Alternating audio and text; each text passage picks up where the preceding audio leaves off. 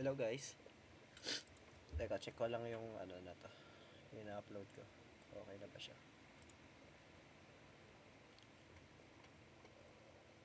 Wait lang. Videos. So, I think nagpa-process pa siya. So, ito yung part 2 guys. Which is yung mga complex problems. Actually, huwag kayo matakot sa complex na word. Kasi sobrang dali lang din ito. Additional ano ba yun, mga additional accounting problems or situations na nag-a-arise. Anyway, eto, step by step acquisition of significant influence. Kasi napapansin nyo 10%, di ba? So, hindi siya significant influence. So, cost method yung ginagamit. Okay, so, start muna tayo sa, sa 3 million. 3 million kasi yung halaga ng 10% natin. Okay? Yung tip ko sa inyo, hanapin nyo kung ano yung value nito nung nagka-significant influence na. So, ito siya. The fair value of the 10% is now 4.5 million. So, ito na yung value ng 10%. 10%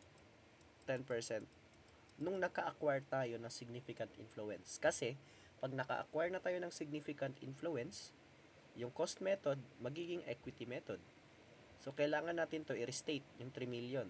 So, yung 3 million, i-adjust natin kung ano yung fair value niya nung nagka-significant influence. Okay, so yung 3 million, naging 4.5 million. So, nagka-gain tayo ng 1.5 million kasi tumaas yung value ng ano natin ng investment. So, 1.5 million, remeasurement to equity method. Okay, so eto na, yung 4.5 million, eto na yung new carrying amount of the 10%. Okay? Sumukat tayo ng onte. 4.5 million. Next. Next tip. Kung magkano yung investment nung nagka-significant influence tayo. So, nag-additional investment. Additional. Na 6.750. Now, we are just gonna add this. Hindi ako na mag-calculate. So, 11.250 million. Okay? So, this is 25%. 10 and then 15, which is 25%. Now, equity method na to. Equity method, hindi na cost method. Now, since equity method, gagawin natin kung ano yung usual na ginagawa natin, yung mga sa basic problems na naturo ko. So, sabi daw dito, mayroon excess equipment. So, ano daw yun? Excess, which means na ima-minus natin. So, yung 4 million times 25%. 25%. Which is 1 million. Kasi di-divide lang sa 4. 25%. So, meron tayong 10,250,000. And yung, sorry. And then, yung 1 million na to, i-depreciate or amortize for 5 years. Which is 200,000. Okay?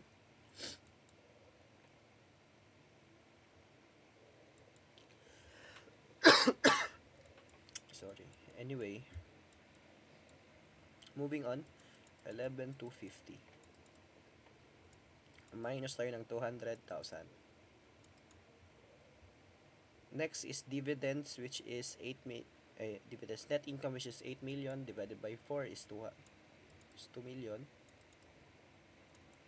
Next is cash dividend of 5 million, which is 1,250,000.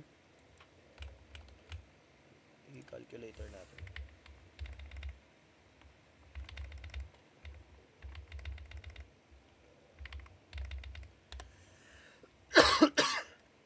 Oops. Parang sumobra ata tayo.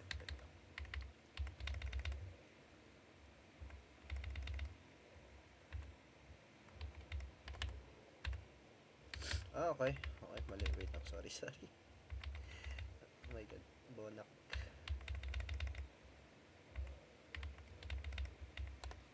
So, ayan. 11,800,000. Tama naman.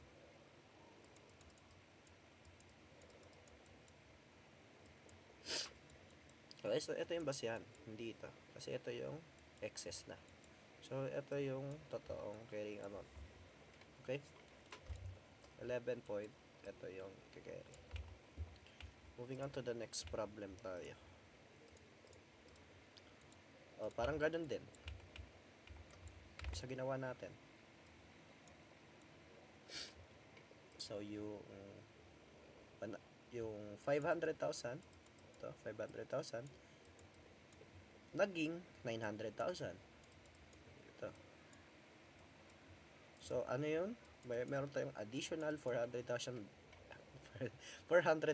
gain on remeasurement.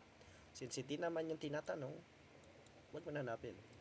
Diretso tayo dito. So, ito na yung new fair value or new amount ng 500,000. And yung isa pa, yung additional investment para nagka-significant influence. So, 1.5. So, 2.4 million. Okay? So, dalawa yung account nyo. Yung old investment, kung ano yung fair value niya, and then yung new investment, kung magkano. So, yun. Next problem. Ito. Dito na ako magsusulat mismo sa page. Para ano. 10% ng 2023. Diba kung 10% sa dividends tayo titingin? So, 2 million times 0.1. Okay? Next, 2024. Additional 20%, which means 30%. 30% na to, 30. So, dito tayo titingin sa net income na kasi equity method na tayo. So, 6.5 million times 0.3. Hanapin natin calculator just to be sure. Yup, tama.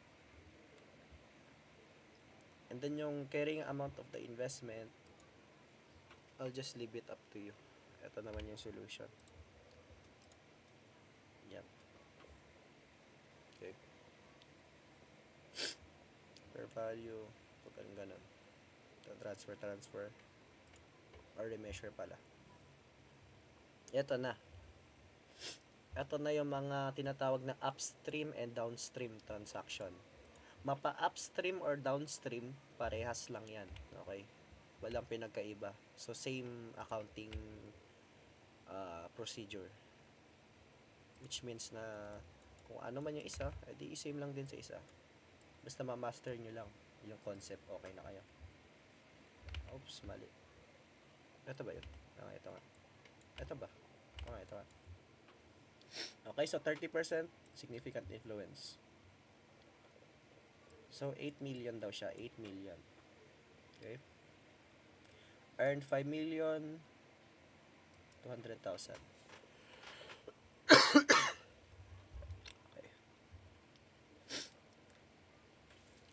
Actually, hindi pa to upstream and downstream. Next problem pa pala yun. So, 5 million, tapos 2 million. So, 3 million. 3 million times 0.3 is 900,000. So, 8.9 million. Tama. Okay. East reported 6 million for the 6 months ended. So, 6 million times 0.3 is 1,800,000. Which is 700,000. 110. This is the net income ng 6 million. Okay? And 8 million for the year ended December 2024. December 2024 pa yan. Okay? Next, nung July daw, binenta yung kahalati. Dito, binenta yung kahalati. Which is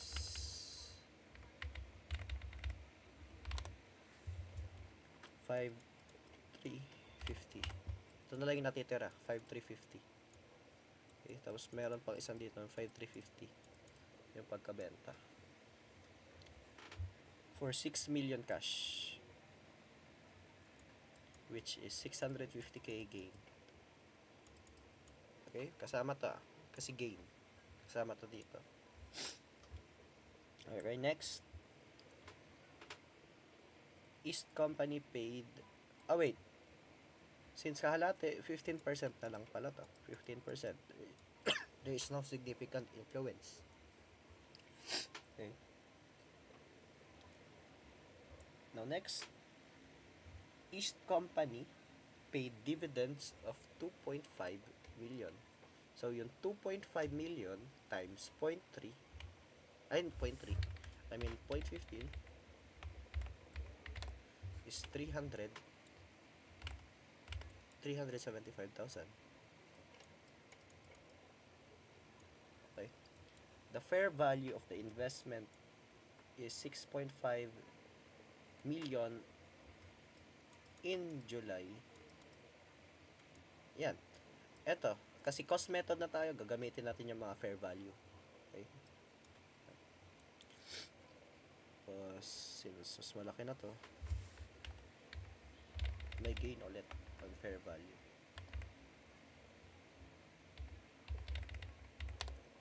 So, 1,150,000.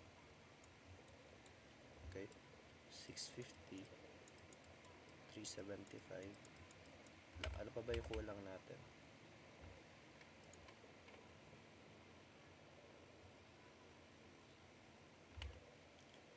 Magka-share pa pala in net income. So sinama pa to. Okay, never mind. Sinama pa yung future. Kasi ano pala, total income reported in 2024. Even though nasa ano siya, 2023 siya. Weird naman. So ayun, 3.975. So ba't ganon? Ba't hindi sinama tong unrealized loss na 5,900,000? Kasi minus 600,000 to eh. Nasa choices din to, yung 3,375,000. So ba't 3.9 yung answer? Kasi to be held financial asset at fair value through other comprehensive income. Yung tinatanong is total amount of income, which is profit or loss. Ito naman, yung 600,000 na unrealized loss is nasa OCI. So hindi siya kasama. Okay. So ayun. Pero ba't ang weird? Kasi total income for 2024. Okay. Weird naman. Ba't kasama yun?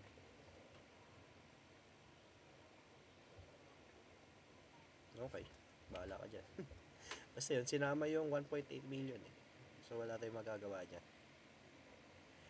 2024 pala yun.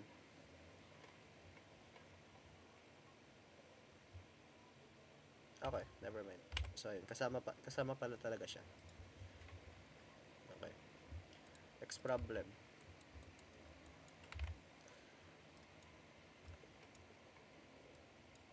Dito na tayo sa downstream, upstream. Again, sabi ko nga kanina, same procedures yung both na upstream, downstream. Basta alam mo lang kung paano gawin. Okay, so 6 million. Punta tayo sa 6 million.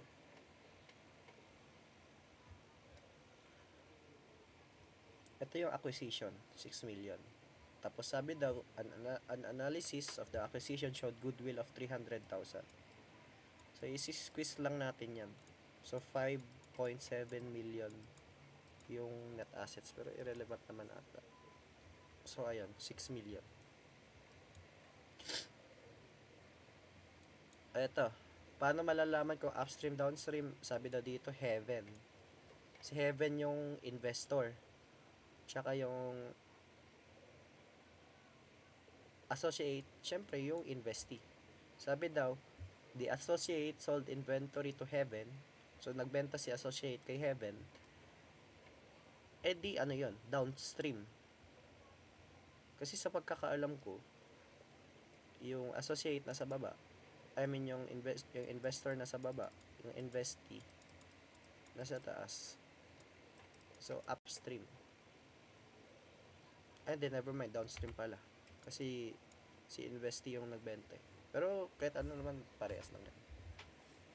So, moving on. 3 million yung net income ng 2023. Nagbenta daw, basta hanapin nyo lang yung cost of inventory tapos yung price. So, kung ano man yung sobra doon, yun yung gain. 300,000. So, sabi daw, the inventory remained unsold during 2023. Eto rin, hindi na kayo magta-times 0.2.2 dito kasi direktang benta to sa investor or sa investee. So, wala nang need para mag-point 2 or yung interest. Okay? Rekta nyo na sa amount kung magkano yung gain. So, yun.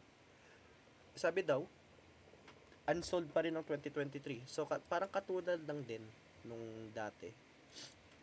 Pag unsold, hindi mo papansinin. Pero ngayon, ima-minus natin. Okay, ma-minus natin siya sa income. So, 2.7 million na lang yung adjusted income. Okay, tapos ngayon, ito na yung ita-times natin sa 0.2. Which is 540,000. Next year is 4 million. Na ngayon nabenta na, add na siya, hindi na siya minus. Diba? Gets nyo? Nang nilipat. Kasi nabenta na eh. So, na-realize. Diba kung na-realize pag hindi upstream, downstream, ina-minus, baliktad siya. Ina-add ngayon siya. Diba? So, ngayon, meron ulit sa 2024 na unsold. Tapos yung gain niya is 250. So, yun yung minus. Diba? So, ngayon, 4,050,000 times 0.2 is 810,000. So, yun. Tapos yung carrying amount, I'll leave it up to you. Ito na. I'll just leave it up to you. Ma-minus nyo lang yung dividend. So, yun. Ito. Equipment naman. This is actually pretty much the same. Pero mas astig in a sense. So, ito. Tuturo ko lang sa inyo kung paano yung realization. Okay? So, start tayo ng 2 million, okay? Start tayo ng 2 million. Kasi net income. Investment income to investment income. Nagbenta daw siya for 800,000. Yung carrying amount is 300,000, which means sa 300,000 yung unrealized. Okay? Now, magre-realize tayo. 10% depreciation, which means na 30,000 kada year. Kasi 10% ng 300,000 is 30,000. So, yun yung realization ng equipment. Okay? Kada year. Kada depreciation pala. So, ayun. Yun yung investment income. For the year. Adjusted. 1730 times 0.4 is investment income. Na next, punta tayo sa 2024. 3 million. Okay, hindi natin i-carry over to 30,000 pa rin basta maka-realize tayo. 10 years yung 30,000 ganon. Kasi babawiin natin tong negative 300,000 eh. Moving on, July 1, 2024. Remember the date. July 1. Which means na magma-minus tayo ng 400,000 kasi selling price is 900,000 which the carrying amount is 500,000. So, yung gain is 400,000 or yung unrealized. Okay? Depreciated daw to for 5 years. Okay? Divide natin sa 5 is kano ba? 80,000 kada year. Pero July 1, July 1. So, di-divide natin to sa 2. So, 40,000 lang yung realized. Okay, 40,000. Hindi 80,000. Kasi July 1, di ba? July 1. Next, December 1, 2024. Okay? Sold an inventory. Okay? Magkano yung gain? 800,000. Kasi 2.8 million to 2 million. Okay? So, yung gain is 800,000. Which was still on hand. Di binenta. So, walang realization. So, ito yung adjusted net income. Okay? So, again, yung concept ng realization when it comes to equipment is depreciation. Okay? Again, emphasis lang dito sa 40,000.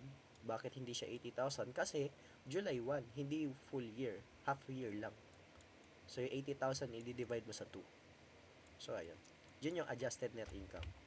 Kung gusto nyo siya isolve properly, wait lang, 35.6.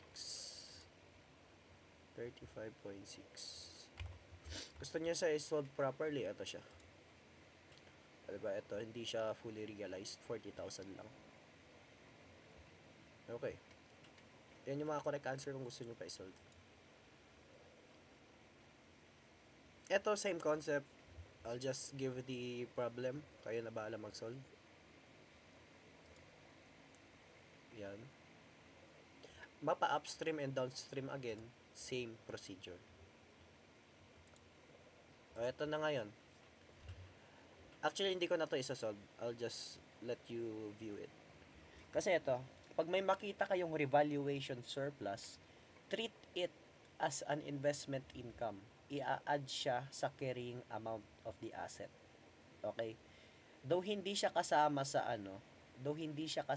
investment income, treat it like net income. I-add mo siya.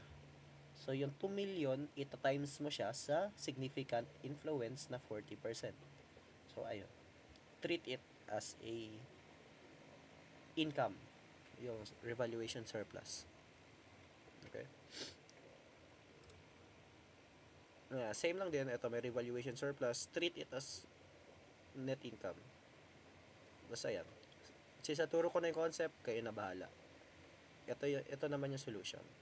Now, ito, I'm pretty sure may lalabas na isa na ganito. I'm pretty sure. So, ituturo ko sa inyo yung concept.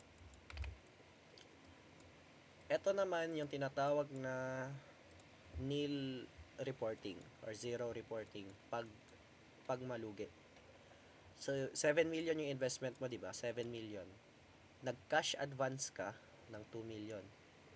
So, syempre, add mo yun sa investment mo. So, 9 million na investment mo. 40% significant influence. Next, nagka-loss tayo ng hanggang 2022. Pwede mo siya isa-isahin. Actually, isa-isahin na lang natin. Okay, para mas okay. So, wait lang guys. Ching ako. Oh my God. Anyway, 40%. 2020 muna. 5 million times 0.4 is 2 million? Yup, 2 million. So, 7 million pa sa 2020. Sa 2021, 7 million times 0.4 is 7, 14, 21, 28, 2.8 million. Which is 4.2? Wait. Yeah, 4.2 million. Next is 2022. 8 million times 0.4 is 3.2. So, may 1 million. Now, yung 2023, nagka-loss ng 4 million, which is 1.6 million. So, as you can see, negative amount. Hindi na fully cover yung investment mo. I mean, hindi na fully cover yung loss with your investment. So, ito lang yung investment mo. Actual investment. Ito yung loss for the year. So ganito, isipin nyo. 1 million yung investment mo. Nalugi ka for 1.6 million. Nalugi ka ng 1.6 million. Siyempre, yung masasalo mo lang na loss is 1 million. Kasi yung 600,000, mababayaran mo ba yun o hindi? Di ba hindi? So, 1 million lang yung loss. Diba? 1 million lang. Yung maximum loss is kung ano talaga yung amount mo, kung sumobra man yung loss. So, ayun. And the investment is reported at zero value. Okay, zero, nil. Hindi negative 600,000, but zero. Okay? So, yun lang yung yung mga complex problems sa investments in associates. Actually, hindi siya mahirap, di ba? Para lang siyang extra accounting issues or problems. Okay. Mag-upload ako lastly ng mga bonds, amortized cost, FVPL, tsaka fair value after. So, hintayin nyo yun. Thank you guys.